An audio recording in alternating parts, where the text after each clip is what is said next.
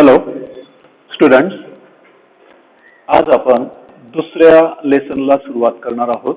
12वीचा इंग्रजीचा जो दुसरा लेसन आहे त्याचं नाव आहे ऑन सेइंग प्लीज. बघा स्क्रीनवर तुम्हाला दिसत असेल ऑन सेइंग प्लीज म्हणजे शिष्टाचाराचे महत्व. या धड्यामध्ये लेखकाने आपल्याला शिष्टाचाराचं काय महत्व आहे, काय इम्पॉर्टन्स आहे, शिष्टाचाराचे शब्द कोणकोणते आहे, एक तुम्हाला स्क्रीनवर दिसतोच आहे प्लीज नावाचा. तसेच बरेच शब्द आहेत जसे की excuse me, thank you, how are you, hello, please, sorry असे अनेक शब्द आहेत. हे शब्द जेव्हा आपण दैनंदिन जीवनामध्ये वापरतो तेव्हा त्याचा आपल्याला काय फायदा होतो आणि ते वापरल्यामुळे आपण चांगली व्यक्ती आहोत अशी समाजामध्ये भावना होते. आणि या उलट असे शब्द जर आपण नाही वापरले, इल मॅनरचे जर आपण वापरले किंवा इल ट्रेटचे आपण वापरले तर त्याचा वाईट परिणाम आपल्याला पाहायला मिळतो. ऑन सेइंग प्लीज आता स्क्रीनवर बघा. स्क्रीनवरती सुरुवातीला लेखकाचा परिचय करून दिलेला आहे. अल्फ्रेड जॉर्ज गार्डिनर हा लेखक आहे. त्याचा जन्म 1865 to 1946 हा त्याचा कालावधी आहे. 1865 मध्ये त्याचा जन्म झाला, 1946 मध्ये त्याचा मृत्यू झाला. Was born at Chelmsford in Essex in 1865. Born या शब्दाचा अर्थ तुम्हाला माहितीच आहे की त्याचा जन्म एसेक्स मधील चेम्सफोर्ड या ठिकाणी झाला. He started his literary career.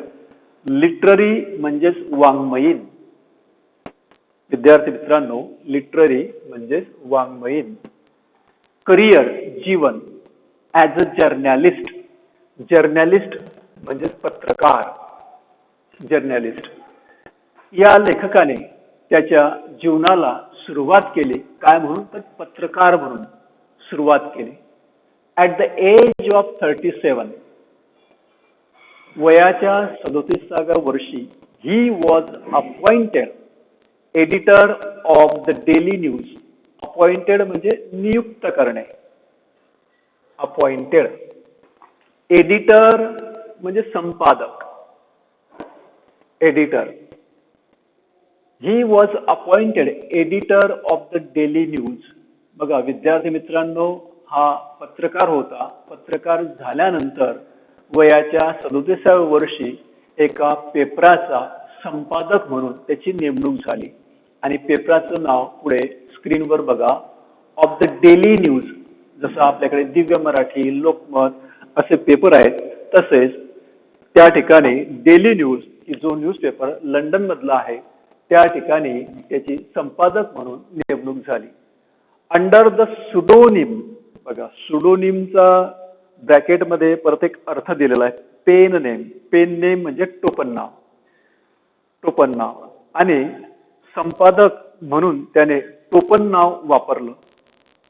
म्हणजे एजी गार्डनर म्हणून त्याने लिखाणकाम नाही केलं. दुसऱ्या नावाने जसं की आपण बालकवी वगैरे असे टोपण नाव बघतो मराठीमध्ये, त्या प्रकारे त्याने टोपण नाव वापरलं.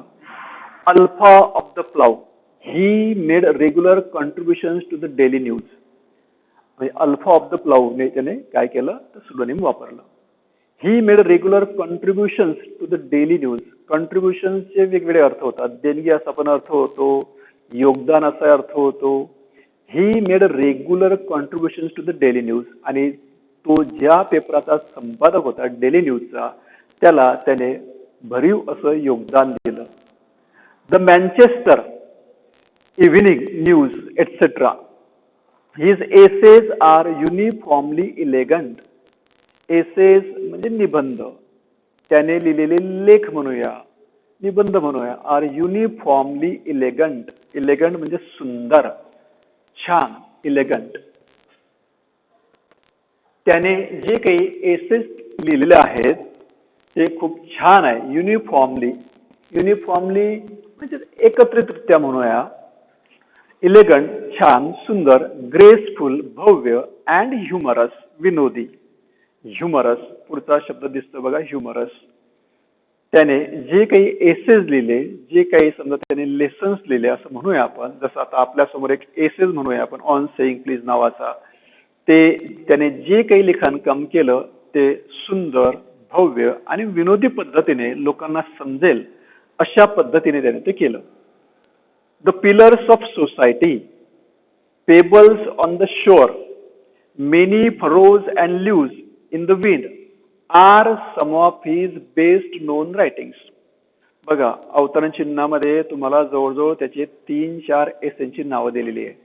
पहिला एस आहे द पिलर्स ऑफ सोसायटी, दुसरा आहे पेबल्स ऑन द शोर, तिसरा आहे many furrows and leaves in the wind are some of his best known writing. हे त्याचे प्रसिद्ध एसेज आहेत असं आपण म्हणूया.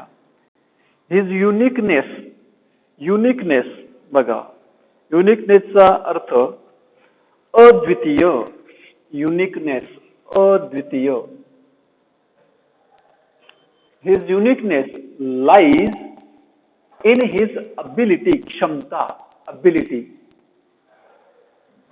लाईज असणे, इन हिज अबिलिटी, क्षमता to teach the basic truths of life in an easy, simple and amusing manner. Amusing, गमतीदार पद्धतीने, amusing manner. बघा, his uniqueness lies in his ability to teach the basic truths of life. त्याने त्याच्या निबंधांमधून, एसेमधून, लिखाणामधून काय म्हणलेलं आहे? Basic truths of life. Basic truths of life हे महत्वाचं आहे. त्याच्या लिखाणामधून, त्याच्या धड्यांमधून तुम्हाला जीवनाचं सत्य पाहायला मिळतं आणि तो कशा पद्धतीने मांडतो ते सगळं अम्युझिंग मॅनर, विनोदी पद्धतीने. इथे सुद्धा आपला जो धडा, जो लेसन अभ्यासाला आहे ऑन सेईंग प्लीज, यामध्ये सुद्धा त्याने बेसिक ट्रुथ ऑफ लाईफ मांडलेलं आहे आणि ते सुद्धा विनोदी पद्धतीने. धड्यामध्ये ते आपल्याला दिसेल की कशा प्रकारे विनोदी पद्धत त्याने वापरलेली आहे. He raised the question of morality, नैतिकता, नीतिमत्ता, morality in everyday life. Raised, निर्माण करणे. त्याने प्रत्येक वेळेस जीवनामधील जी नीतिमत्ता असेल त्याच्याबद्दल प्रश्न उपस्थित केले. नीतिमत्ते संदर्भात त्याने प्रत्येक वेळेस काय उपस्थित केले? प्रश्न उपस्थित केले. He raised the question of morality in everyday life. बघा आता खाली बघा, इन ऑन सेईंग प्लीज, हा जो धडा आपल्याला अभ्यासाला आहे ऑन सेईंग प्लीज, की ज्याचा अर्थ मराठीतून शिष्टाचाराचे महत्व, चांगल्या मॅनरचे महत्व. ही पॉइंट्स आउट म्हणजे निदर्शनास आणून देणे. पॉइंट्स आउट, निदर्शनास आणून देणे, points out. The value of good manners, value महत्व, good manners in social life. या धड्यामध्ये चांगल्या मॅनरचं सामाजिक जीवनामध्ये काय महत्व आहे ते सांगितलेलं आहे. हे सुरू करण्याच्या अगोदरच मी तुम्हाला सांगितलं की सामाजिक जीवनामध्ये गुड मॅनर्सला काय महत्व आहे, तो या धड्यामध्ये ते काय करतोय, एक्सप्लेन करतोय. अँड एम्फसाइजेस, जोर देणे, भर देणे. द इम्पॉर्टन्स ऑफ कोर्टसी, बघा कोर्टसी, शिष्टाचार, सौजन्यता, प्रेमळपणा. Importance of courtesy and politeness, नम्रपणा, politeness in daily behaviour. Behaviour, वागणूक, वर्तणूक, बिहेवियर. या धड्यामध्ये इम्पॉर्टन्स ऑफ गुड मॅनर्स सामाजिक जीवनामध्ये काय ते सांगितलेलं आहे. And emphasise the importance of courtesy, आणि शिष्टाचाराचं महत्व काय, नम्रपणाचं महत्व काय आपल्या दैनंदिन जीवनामध्ये वागताना, ते तो या धड्यामध्ये विशद करतो. He shows how polite speech, polite नम्र. He shows how polite speech and manner sweeten, sweeten म्हणजे मधुर बनविणे, गोड करणे. तो आपल्याला सांगतो लेखक, how sweet. He shows how polite speech, speech म्हणजे आपलं बोलणं, and manner sweeten the atmosphere around. Atmosphere, वातावरण. आपण जर नम्रपणे जर बोललो, आपल्या मॅनर जर चांगल्या असल्या तर आजूबाजूचं जे वातावरण आहे ते आपण काय करू शकतो, गोड करू शकतो. समोरच्याशी दोन शब्द आपण जर चांगले जर बोललो, जसं की प्लीज असेल, थँक्यू असेल, हॅलो असेल, असे शब्द जर आपण दैनंदिन जीवनामध्ये जर वापरलं तर त्याचा फायदा काय होतो, तर आपण काय करतो, ऍटमॉस्फिअर, वातावरण सगळं चांगलं ठेवतो. And how discourtesy and ill manners. Discourtesy म्हणजे शिष्टाचार नसणे, उद्धटपणे वागणे. अँड इल मॅनर्स म्हणजेच वाईट वर्तणूक. स्पॉइल खराब करणे, स्पॉइल और पोल्यूट खराब करणे इट. आणि जर आपण चांगले शब्द नाही वापरले, गुड मॅनरचे शब्द नाही वापरले, डिसकोर्टसीचे जर वापरले, तर आजूबाजूचं वातावरण आपण काय करतो, खराब करतो. बऱ्याच लोकांना गुड मॅनर्स वापरण्याची पद्धत माहिती नसते, कायमस्वरूपी ते उद्धटच बोलत असतात. म्हणून या धड्यामध्ये लेखकाने चांगल्या मॅनरचे फायदे काय होतात ते स्पष्ट केलेलं आहे. आता आपण धड्याकडे जाऊया. बघा स्क्रीनवरती, ऑन सेईंग प्लीज, शिष्टाचाराचे महत्व. विद्यार्थी मित्रांनो, या धड्यामध्ये बरेच शब्द कठीण आहेत. तुम्ही कठीण शब्दचा अर्थ हा वारंवार लक्षात घ्या. बघा, द यंग लिप्ड मॅन. आता पॅसेज चालू होण्याच्या अगोदर मी तुम्हाला थोडीशी माहिती देतो. या पॅसेजमध्ये काय आहे, तर मोठ्या शहरामध्ये बघा, मोठमोठ्या बिल्डिंगमध्ये लिफ्ट असते आणि लिफ्टमध्ये एक माणूस असतो. तर तो आपल्याला लिफ्टमध्ये ज्या मजल्यावर जायचं असेल, ज्या फ्लोअरवर जायचं असेल त्या फ्लोअरवर घेऊन जातो. एक माणूस त्या लिफ्टमध्ये एंट्री करतो आणि त्या लिफ्ट मॅनला म्हणतो की डायरेक्ट शेवटच्या मजल्यावर घेऊन चाल, टॉप, असं तो त्याला म्हणतो. आणि त्यामुळे त्या लिफ्ट मधल्या त्या रक्षकाची, सुरक्षा रक्षकाला, त्याला तो संतापतो आणि त्याला उचलून लिफ्टच्या बाहेर फेकतो. लिफ्टच्या बाहेर फेकल्यानंतर त्याच्यावर काय परिणाम होतो ते याच्यामध्ये आहे. आणि त्याचं वर्तन चांगलं होतं का, लिफ्टमॅनचं वर्तन चांगलं होतं का, आणि जो माणूस लिफ्टमॅनला म्हणाला की डायरेक्ट शेवटच्या मजल्यावर घेऊन चाल, त्याचं वर्तन चांगलं होतं का, कोणी कोणते शब्द वापरले, कोणी कोणत्या प्रकारची हिंसा केली. बघा, दोन प्रकारचे हे असतात की कायद्यामध्ये शारीरिक हिंसा जर असेल तर त्याच्याबद्दल तुम्हाला केस नोंदवता येते. परंतु जर एखाद्याने प्लीज नाही म्हटलं, हॅलो नाही म्हटलं, थँक्यू नाही म्हटलं, तर आपण कायद्याच्या भाषेमध्ये त्याच्या विरुद्ध केस करू शकत नाही. चला धडा पाहूया, अजून आपल्याला ते क्लिअर होईल. The young lift man in a city. स्क्रीनवर बघा, the young lift man in a city office who through म्हणजे फेकणे, हू थ्रू अ पॅसेंजर, पॅसेंजर म्हणजे प्रवासी, तो लिफ्ट मध्ये जाणारा माणूस, out of his lift the other morning and was fine, fine दंड करणे, फाईन, फाईन दंड करणे, fine, was fine for the offence, offence म्हणजे गुन्हा, ऑफेन्स गुन्हा, वॉज अनडाउटेडली, अनडाउटेडली निसंशयपणे, संशय न येता, अनडाउटेडली इन द रॉंग. बघा, एवढं एक वाक्य आहे, त्याचा अर्थ बघूया. The young lift man in a city office. एक माणूस लिफ्टमध्ये काम करायचा, पॅसेंजरला म्हणजे लोकांना पाहिजे त्या मजल्यावर घेऊन जायचा. शहरातल्या ऑफिसमध्ये तो त्या लिफ्टमध्ये काम करत होता. एक पॅसेंजर आला त्या लिफ्टमध्ये, out of his lift the other morning and was fine for the offence was undoubtedly the wrong. आपल्याला डायरेक्ट माहिती दिलेली आहे की त्या पॅसेंजरला, त्या प्रवाशाला त्या लिफ्टमॅनने काय केलं, उचललं आणि बाहेर फेकलं, थ्रू पॅसेंजर. आणि त्याने काय केला होता, हा गुन्हा केला होता. कारण ज्या व्यक्तीला फेकलं म्हणजे शारीरिक काय झाली, इजा झाली, हिंसा झाली, आणि त्याच्या विरुद्ध गुन्हा नोंदवला गेला. कोणाविरुद्ध, लिफ्टमॅन विरुद्ध. Undoubtedly the wrong. आणि लिफ्टमॅन सुद्धा कसा होता, चुकीचा होता. म्हणजे शारीरिक हिंसा करणं हे पण चुकीचंच आहे. म्हणजेच लिफ्टमॅनने त्या पॅसेंजरला बाहेर फेकलं, लिफ्टच्या बाहेर, आणि त्याच्याला काय झाला, दंड झाला लिफ्टमॅनला. पुढचं सेंटेन्स बघूया. It was a question of please. प्रश्न कशाचा होता की त्या लिफ्टमॅनला वाटत होतं की त्या पॅसेंजरने त्याला काय म्हटलं पाहिजे, प्लीज म्हटलं पाहिजे. द कंप्लेनंट, कंप्लेनंट म्हणजे तक्रार करणारा. The complainant entering the lift sed top. आता आपल्याला सविस्तर माहिती दिलेली आहे. बघा, तक्रार करणारा काय म्हणतोय, जसा तो लिफ्ट मध्ये आला त्याने लिफ्ट मॅनला काय म्हटलं, टॉप, शेवटच्या मजल्यावर चल. उदाहरणार्थ म्हणजे उद्धटपणे तो बोलला, कृपया शेवटच्या मजल्यावर घेऊन चला, असं न म्हणता तो काय बोलला, शेवटच्या मजल्यावर चल. म्हणजे त्याने प्लीज शब्द वापरला नाही. The lift man demanded top please. आणि म्हणून त्या लिफ्ट मॅनने त्याला मागणी केली, त्याला म्हटलं की तू काय म्हण, टॉप न म्हणता टॉप प्लीज म्हणजे प्लीज शब्दाचा वापर कर. अँड धिस कन्सेशन, आणि हे जे काही कन्सेशन होतं, ही जी मागणी होती, कन्सेशनचा इथे अर्थ मागणी. बिंग रिफ्युज्ड, रिफ्युज नाकारणे. And this concession being refused, he not only declined, decline म्हणजे सुद्धा नाकारणे.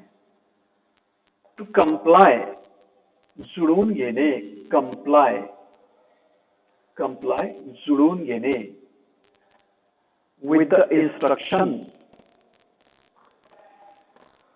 विथ द इन्स्ट्रक्शन सूचना. बट हर्ल्ड, फेकणे, हर्ल. द पॅसेंजर, तो प्रवासी, ती व्यक्ती, आउट ऑफ द लिफ्ट. बघा, एवढं एक सेंटेन्स आहे, याचं मिनिंग बघूया. त्या लिफ्टमॅनने त्या पॅसेंजरला म्हटलं टॉप प्लीज असं म्हण, आणि एवढी त्याने मागणी केली, परंतु त्या पॅसेंजरने त्याला नकार दिला, म्हणजे प्लीज शब्दाला नकार दिला. आणि काय झालं, त्या लिफ्टमॅनने त्या प्रवाशाला उचललं आणि काय केलं, through out of the lift, त्या लिफ्टच्या बाहेर फेकलं. थोडक्यात त्याला संताप आला. कुणाला, लिफ्टमॅनला. काय न म्हटल्याबद्दल, प्लीज शब्द न वापरल्यामुळे. म्हणजे इथे उद्धट वर्तन कुणाचं आहे, तर प्रवासी, ज्याने काय शब्द वापरला नाही, प्लीज शब्द वापरला नाही. धिस ऑफकोर्स, ऑफकोर्सचा अर्थ होतो अर्थातच. Was carrying a comment, comment टिप्पणी, शेरा म्हणतो आपण दुसरा अर्थ. On manner too far. This of course was carrying a comment on manner too far. अर्थातच याच्यावरती काय वस्तू, एक प्रकारे टिप्पणी होते की हा जो माणूस आहे की जर टॉप म्हणाला, प्लीज म्हटला नाही, हा कसा होता, इल मॅनरचा, इल मॅनर त्याने वापरले. Discourtesy is not a legal offence. बघा, डिसकोर्टसी म्हणजेच काय, शिष्टाचार नसणे, उद्धटपणे वागणे. Discourtesy is not a legal offence. Legal कायदेशीर, ऑफेन्स म्हणजे गुन्हा. शिष्टाचार न वापरणे किंवा हॅलो, गुड मॉर्निंग, थँक्यू असं न म्हणणे कायद्याच्या भाषेमध्ये गुन्हा होऊ शकत नाही. म्हणजे तुम्ही असं पोलीस स्टेशनमध्ये केस नोंदवू शकत नाही की याने मला हॅलो म्हटलं नाही, थँक्यू म्हटलं नाही, याच्या विरुद्ध गुन्हा नोंदवा. कायद्यामध्ये अशी तरतूद नसते. म्हणून लेखक काय म्हणतो बघा, discourtesy is not a legal offence and it doesn't excuse, excuse क्षमा करणे, एक्सक्यूज.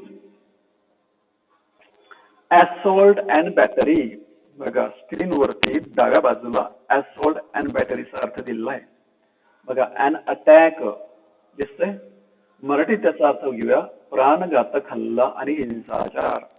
असॉल्ट अँड बॅटरीचा अर्थ होतो प्राणघातक हल्ला, हिंसाचार. प्रेमळपणे न वागणे, शिष्टाचार न वापरणे कायद्याच्या भाषेत गुन्हा होऊ शकत नाही. And it doesn't excuse assault and battery. आणि काय करू शकत नाही, एक्सक्यूज करू शकत नाही शारीरिक हल्ल्यासंदर्भात. आता यासाठी पुढे उदाहरण दिलेलं बघा, ही गोष्ट पटवून देण्यासाठी.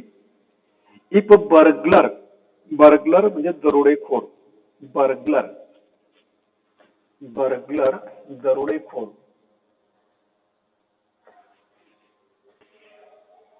If burglar breaks into, breaks into प्रवेश करणे, जोरात प्रवेश करणे. Breaks into my house.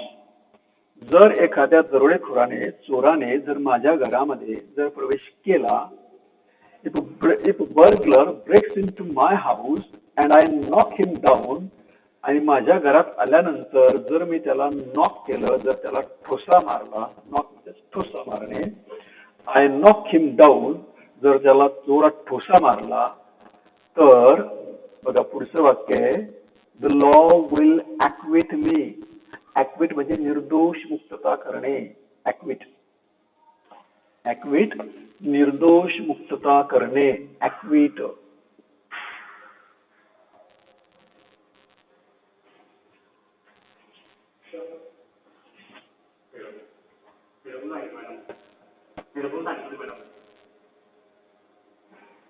Period झाला ना थोडा वेळ.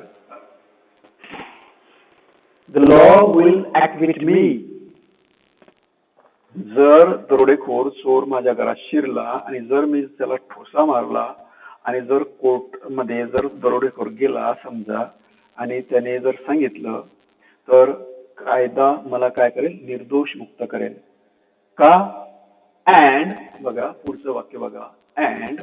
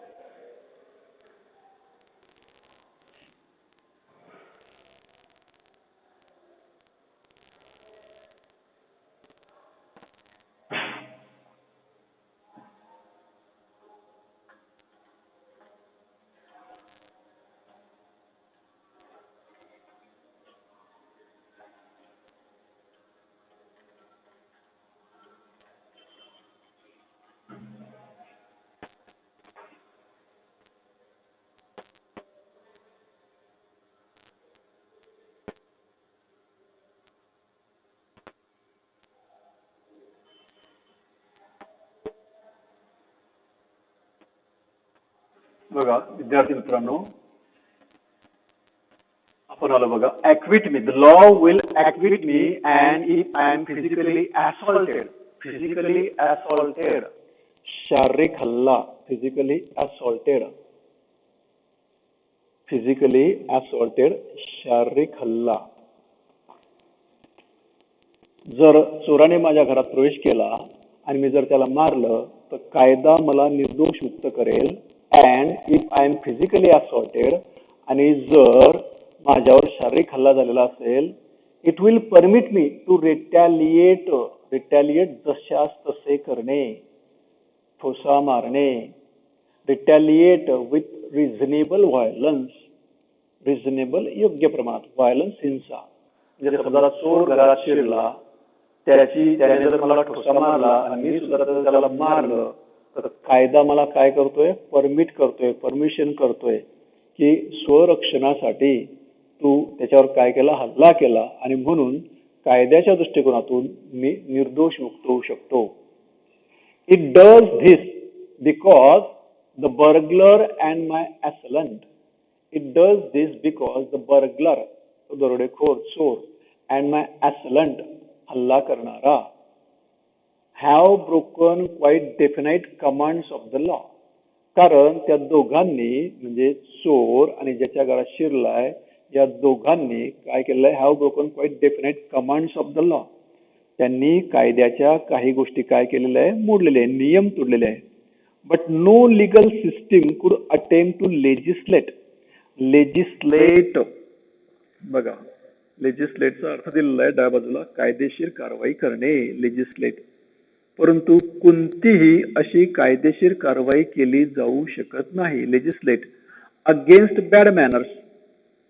वाईट मॅनरच्या विरोधात कोणतीही कारवाई केली जाऊ शकत नाही. और कुड सँक्शन, मंजूर करणे. कुड sanction the use of violence. कुड सँक्शन, सँक्शन मंजूर करणे, the use of violence against something. आणि कायदा असं करू शकत नाही. काय करू शकत नाही, sanction the use of violence against something. हा याने जर बॅड मॅनर वापरल्या तर त्याला शारीरिक इजा पोहोचवा असं कायदा मंजूर करू शकत नाही. Which it doesn't itself recognize as a legally punishable offence. कारण तो पनिशेबल ऑफेन्स नाही, म्हणजे तसा गुन्हा नाही कायद्याच्या दृष्टिकोनातून. And our sympathy with the lift man we must admit, आणि आपली सहानुभूती with the lift man we must admit, कबूल करणे, that the law is reasonable, आपण ऍडमिट केलं पाहिजे, कबूल केलं पाहिजे की कायदा कसा या ठिकाणी योग्य आहे, रिझनेबल आहे, योग्य आहे. It would never do if we were at liberty to box people's ears. It would never do if we were at liberty. Liberty म्हणजे स्वातंत्र्य, लिबर्टी. टू बॉक्स, बघा बॉक्सचा या ठिकाणी अर्थ होतो ठोसे मारणे, ठोसा मारणे, बॉक्स, बॉक्स, ठोसा मारणे. It would never do if we were at liberty to box people's ears because we didn't like their behavior. It would never do if we were at liberty. जर समजा आपल्याला स्वातंत्र्य दिलं की हा माझ्या विरुद्ध चांगला वागला नाही तर आपण त्या माणसाला ठोसा मारायचं असं नाही. Because we didn't like their behaviour, आपल्याला त्यांचं वागणूक आवडलं नाही, वर्तन आवडलं नाही. Or the tone of their voices, किंवा हा मोठ्याने बोलला, टोन म्हणजे आवाज, सूर, व्हॉइस, आवाज, या मोठा आवाज करून बोलला म्हणून मी याला मारलं, असं आपण करू शकत नाही. आणि ऑर द स्काऊल, स्काऊल आढी पारणे, scowl on their faces, faces चेहऱ्यावर, फेसेस. बघा या वाक्याचा अर्थ पाहूया. It would never do if we were at liberty to box people's ears because we didn't like their behaviour. जर आपल्याला एखाद्याचं वर्तन आवडलं नाही, एखादा आपल्या विरुद्ध मोठा आवाज करून बोलला किंवा कपड्यावर आड्या पाडल्या म्हणून मी त्याला मारलं, असं कायद्यामध्ये स्वातंत्र्य नाही. आणि जर तसं असतं, जर कायद्यात स्वातंत्र्य असतं की याने कपड्यावर आड्या पाडल्या आणि म्हणून मी त्याला मारलं, तर काय झालं असतं, तर ते पुढच्या वाक्यात आहे बघा. आवर फिस्ट, फिस्ट म्हणजे मुठी, आवर फिस्ट मुठी किंवा ठोसा मारणे, वुड नेव्हर बी आयडल. आयडलचा या ठिकाणी अर्थ आळशी असा घेऊ नका, आळशी असा अर्थ घेऊ नका. Our fist never be idle and the gutters म्हणजे gutter of the city would run with blood all day. जर असं झालं असतं, कायद्याने स्वातंत्र्य दिलं असतं की याने कपड्यावर आड्या पाडल्या म्हणून मी याला मारलं, हा माझ्याशी चांगला बोलला नाही म्हणून मी मारलं, तर शहरातल्या गटारी वाहिल्या असत्या. कशाने? रक्ताने वाहिल्या असत्या. आपण ठोसे मारतच राहिलो असतो. आणि म्हणून कायद्याच्या भाषेमध्ये शारीरिक हिंसेच्या विरोधातच कायदा आहे. हा चांगला बोलला नाही, मोठा आवाज करून बोलला, कपड्यावर आड्या पाडल्या म्हणून मी त्याला मारलं, असं कायद्याच्या भाषेमध्ये चालत नाही. बघा एवढा पॅसेज आपण बघितला, याच्यात काय काय बघितलं, काय काय घटना आहे. तर बघा पहिली घटना मेन कोणती आहे, तर लिफ्ट मॅनची. की लिफ्ट मॅन कडे एक पॅसेंजर आला आणि तो त्याला डायरेक्ट म्हणाला की वरती घेऊन चाल. त्याने काय शब्द वापरला नाही, प्लीज शब्द वापरला नाही. लिफ्ट मॅनला त्याचा राग आला, त्याने त्याला उचललं आणि डायरेक्ट लिफ्टच्या बाहेर फेकलं. ही काय झाली, शारीरिक हिंसा झाली. आणि म्हणून लिफ्ट मॅनला काय केला गेला, दंड केला गेला, फाईन केला गेला. आणि जे काही इल मॅनर्स असतील, डिसकोर्टस असेल, त्याच्या विरुद्ध कायदा आहे, लक्षात घ्या. डिसकोर्टसी असेल त्याच्या विरुद्ध कायदा नाही, पण शारीरिक हिंसा असेल तर कायदा आहे, त्याच्या विरुद्ध कायदा आहे. अजून काय बघितलं आपण, जर कपाडावर आड्या पाडल्या, एखादा मोठ्याने बोलला तर त्याच्या विरुद्ध आपण त्याला ठोसा मारू शकत नाही, कायद्यात तशी तरतूद नाही. जर तसं केलं असतं तर शहरातल्या गटारी वाहत राहिल्या असत्या. विद्यार्थी मित्रांनो, पुढचा पॅसेज आपण नेक्स्ट पिरियडला अभ्यासूया. थँक्यू.